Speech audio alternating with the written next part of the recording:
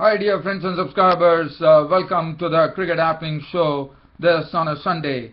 And well, we are going to definitely start off with the Ashes Test victory. As I said, I left you yesterday in my Cricket Happening Show with that cricket update where Australia had lunched for 143 for 1.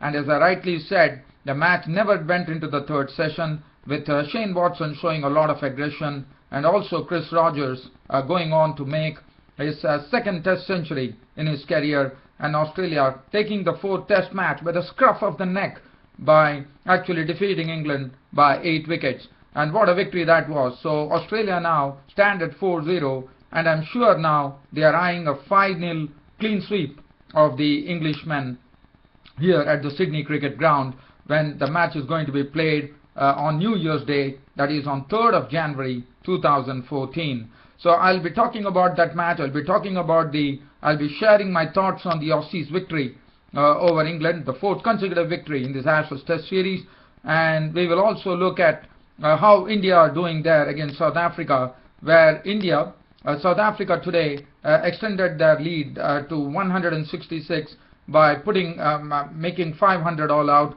But as I said yesterday, it was very fitting that Kallis, who was batting on 78, had to go on and make his century as he's playing his last Test match of his Test career. And well, it definitely did. I'm very, very happy for Kallis that he scored 115 runs with 13 boundaries, his 45th Test century, and he's the third highest run getter as far as in the cricketing world after Sachin Tendulkar and Rahul Dravid.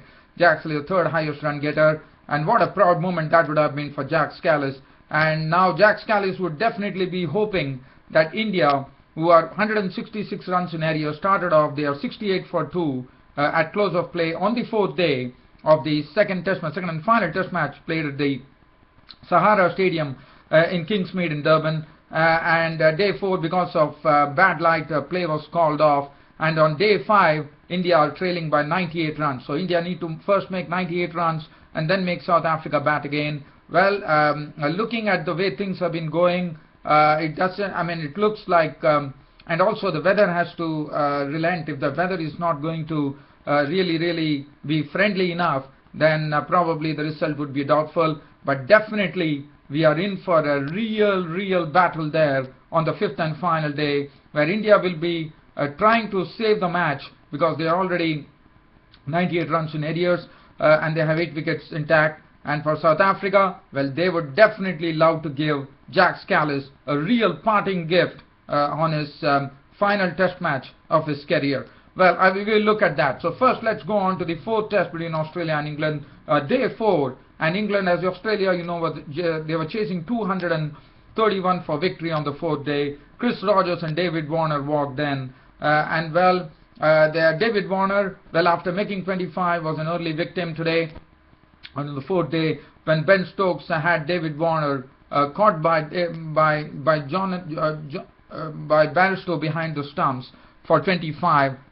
So that was the first wicket to go with the score on 64 for Australia. And then Shane Watson walked in along with Chris Rogers. Now Chris Rogers, yesterday we saw a different approach from Chris Rogers. He has been pretty sedate in this particular series, but Chris Rogers decided to open up. Well, he definitely lived a charmed life. He was dropped unfortunately by Jonathan Bairstow behind the stumps, a bit slow to react as a wicket keeper, I thought. And also Chris Rogers also was dropped by the fielders, the English fielders too, and he really lived a charmed life. He took his chances, but definitely what was good is it was an enterprising innings from Rogers, where he definitely took his chances, and then his handsome drives flowed through, and he also hit one beautiful shot as he reached the ball and actually carved the ball over third man for a boundary. Now, one thing that I would like to talk about this particular game on day 4, one was Alistair Cook's approach. Now, when Chris Rogers was actually stroking the ball through third man, when you had a set field, why was there no third man being kept? Because third man is something which is very essential in Test match cricket. Because a lot of the balls which are going outside your stump, the batsmen tend to play through to the third man region. And I was really surprised that third man had no place yesterday. and Alistair Cook did not have anybody at third man, which was really surprising. And talking about Alistair Cook's captaincy, when Australia had such a small lead of only 231 runs to chase and win the match, and keeping in view that the right-arm offspener Nathan Lyon had really done a great job the other day to bowl out England for 179, it really begged the question as to why the English captain Alistair Cook did not press. He had only one frontline spinner, Monty Palliser, in his ranks, and Monty Palliser was bought pretty late. In fact, Alistair Cook decided to give Joe Root a bowl. Joe Root bowled, and then he also came for a second spell, even though he bowled well. But you know, the main spinner or the main frontline spinner was Monty Palliser in the absence of Graham Swan, who was retired. And it was really surprising for me as a passionate cricket fan and a passionate cricket broadcaster that you know, we never saw Monty Palliser in action for quite a long time.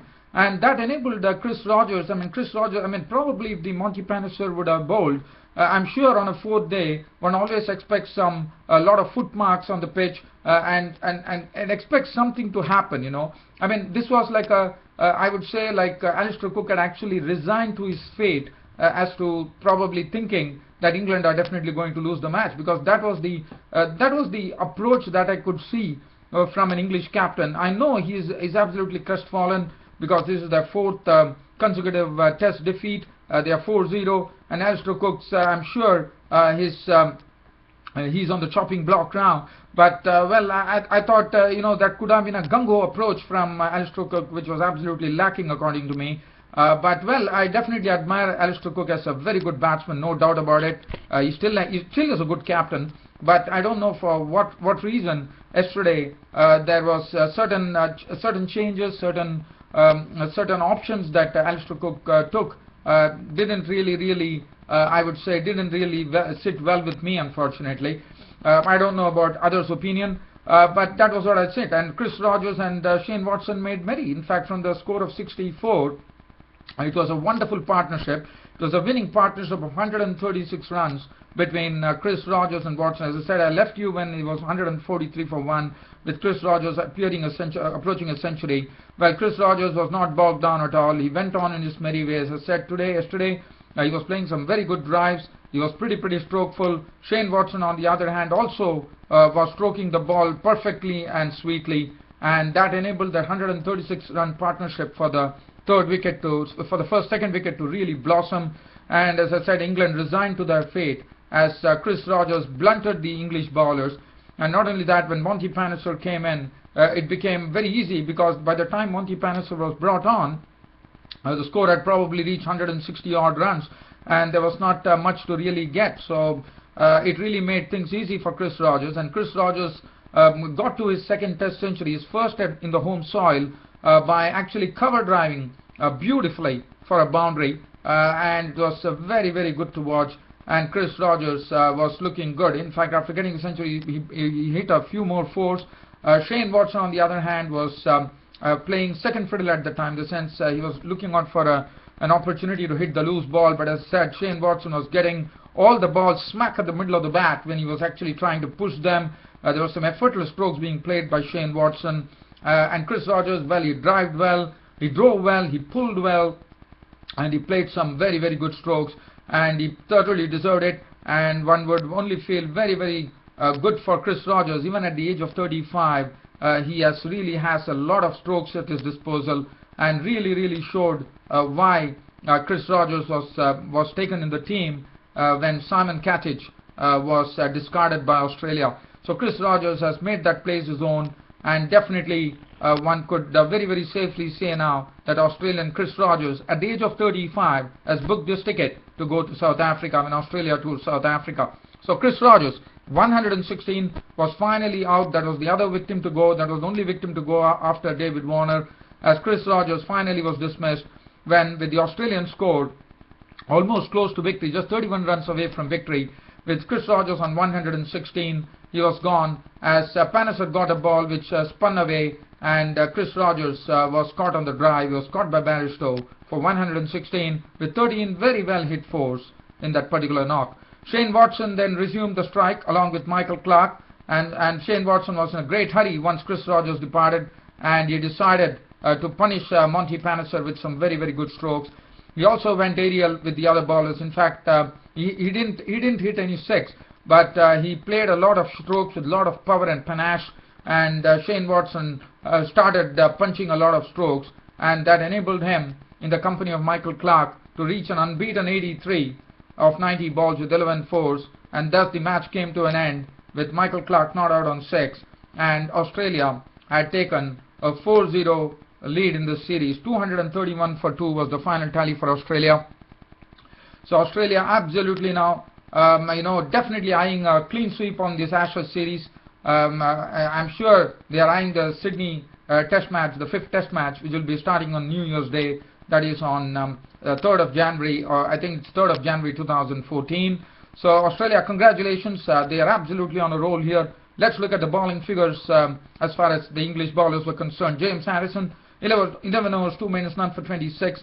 Broad 10 overs was a bit costly, none for 58. Didn't find his right line yesterday. Monty Panesar, I thought he was brought pretty late. Ballister Cook, 7.5 overs, no maiden, 1 for 41. Ben Stokes bowled well. He got a wicket of David Warner, 1 for 50. Joe Root, 4 overs, 1 maiden, none for 8. Tim Bresnan, 7 overs, 1 maiden, none for 48. And Mitchell Johnson, for once again, was named man of the match in this particular Test match. Now, that is so Australia go to the Sydney, that is in the 5th Test at the Sydney Cricket Ground with their tails absolutely up, 4-0 now, and they are definitely eyeing a 5-0 clean sweep. And I see no reason why Australia would not complete the 5-0 clean sweep at the Sydney Cricket Ground. And Mitchell Johnson, after Craig McDermott, the coach, the coach who has been coaching all those pace bowlers, he himself had 30 wickets in an Ashes Test series. He has already surpassed that, and Mitchell Johnson now has 30 wickets in this Test series in 4 matches, and there is more to come at the final Test at the Sydney Cricket Ground. Well, now let's look at the other match, that is a Sunfoil Test Cricket Series, where South Africa, replying to India, started off at their overnight score, and the very important thing that one had to note here was that whether Jack Kallis would be going on to make a century in his last Test match. And well, Jack Kallis definitely did. He played some beautiful drives. His cover driving was absolutely impeccable. And one thing that one would remember Jack Kallis every time, we know he has scored tons of runs, 45th Test ton, but Jack Kallis, one would remember him like how one could remember the Indian maestro Sachin Tendulkar for that like the arrow straight drive that he used to do. Now, I would definitely remember Jack Kallis for his impeccable cover drive. His cover driving is absolutely a treat to watch. Not only that, he plays strokes all around the wicket, and once again, in the company of Dale Steyn, they pushed on the score from 299. He got good support from Dale Steyn, but the bowling was very good from the Indians. They really kept it on a tight leash, not allowing lots of liberties, and so South Africa couldn't really take off as they would have expected after after Jack Kallis had actually marched on to a century. With Dale Steyn also kept quiet, but Dale Steyn contributed in a very, very valuable manner by making 44 runs with 7 fours. So the first wicket to go was Jack Kallis. After making his century, his 45th Test run was out as Jadeja once again got a ball with Jack Kallis was caught behind of the bowling of Jadeja. Tried to do a slog sweep there, Dhoni taking the catch behind the stumps. He was gone for 115 with 13 fours, and so that was the wicket to go. So that was the time the score. Actually, the partnership had yielded 86 runs between Dale Steyn and Jack Kallis for the 6th wicket. Jack Kallis gone. The South African score was 384 for 6. Dale Steyn followed him soon after contributing a valuable 44 with 7 boundaries, caught by Mahendra Singh Dhoni of the bowling of Zahir Khan for 44. So after that was du Plessis and Robin Peterson at the crease, and Robin Peterson and du Plessis at the crease definitely started the fireworks, I would say, because they put on a 110-run partnership, absolutely playing in one-day mode with thrashing the bowlers, and especially talking about du Plessis. Well, one could say he was playing some good strokes, but he was giving good support in that particular partnership. But more enterprising was the left-hander Robin Peterson, the way he played his strokes. In fact, he made 61 runs of 52 balls with 9 fours and 1 6, and the 6 that he hit was a switch hit. From a left-hander, he converted himself into a right-hander when doing the switch hit and slammed Jadeja over the pickets for a 6. What a shot that was! And Robin Peterson, after David Warner, I think, is the best player to play a switch hit shot after David Warner and Kevin Peterson. What a shot that was! Du Plessis, as I said, was playing all the orthodox strokes. Robin Peterson, always one has seen that he did that against Pakistan too, once he was sent in up the order. And once again, Robin Peterson once again proved what a valuable member he can be of the team, contributing in all the departments. And Robin Peterson's contribution was 61 of 52 balls, 9 fours and 1 6. Absolutely pummeled the Indian bowling attack. And Du Plessis, orthodox strokes, run out on 43 with 4 fours. And then Robin Peterson was victim of Zahid Khan for 61. And finally, when a brilliant catch was taken by Ravindra Jadeja off his own bowling to dismiss Morkel for a blob, and South Africa were exactly all out for 500, with Ravindra Jadeja toiling manfully on this particular pitch and returning very good figures in Test cricket. And not only that, he also picked up his first 5-wicket bag in overseas on overseas tracks.